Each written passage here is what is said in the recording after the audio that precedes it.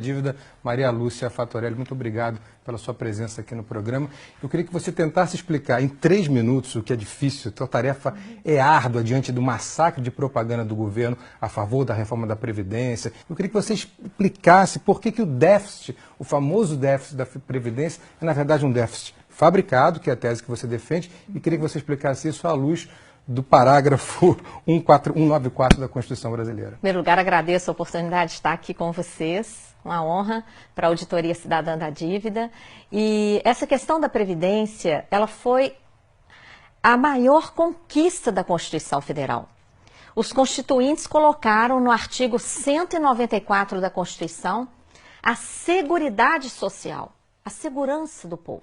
Que não é só Previdência. Não é. São 3 fatores. É um tripé. É previdência, assistência e saúde. Foi a principal conquista social. Ela é tão importante que na própria Constituição, no artigo 195, os constituintes estabeleceram o financiamento desse tripé.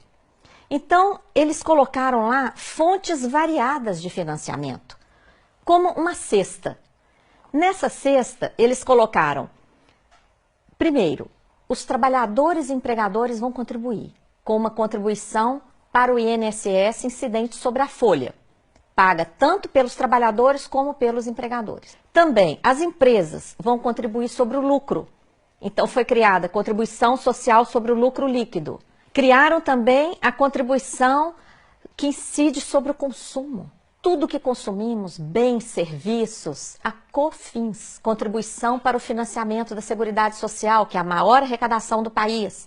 Tem também PIS/PASEP, arrecadação sobre a venda de produtos rurais, arrecadação sobre todas as importações e várias outras fontes menores, como, por exemplo, uma contribuição que incide sobre todas as apostas de loterias e concursos pagos no país. Então, se tem tanta fonte de financiamento, por que o governo insiste em dizer que tem o déficit? Como é que ele fabrica esse déficit? Então, ele pega lá dessa cesta, onde estão todas essas fontes variadas, ele vai lá e pega somente a contribuição do INSS.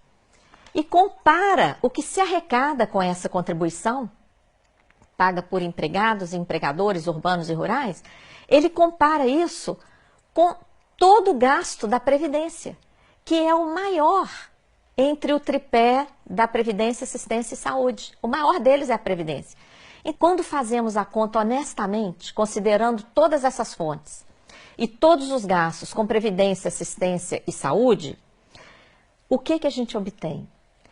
Uma sobra de recursos de dezenas de bilhões de reais todo ano. Sem falar que há dívidas de empresas no montante de 350 bilhões com a Seguridade Social, né? Isso, a sobra de recursos ainda poderia ser muito maior por causa da sonegação, que você menciona, que ultrapassa 400 bilhões de reais, segundo estimativas, inclusive a lista dos devedores da Previdência. As desonerações, que são setores que são liberados de contribuir para a Seguridade Social. Por exemplo, o agrobusiness.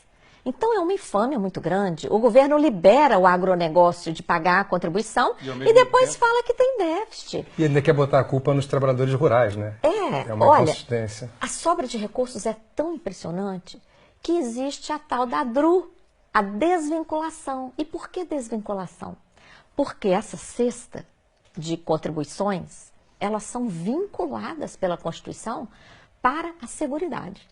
Então, vem o governo, aumenta a DRU, que é essa mordida, morde atualmente 30% dos recursos da Seguridade Social, desvia principalmente para pagar juros da dívida pública. Que responde por quase 50% do nosso orçamento. Todo ano, né? E depois vai falar de déficit? Não.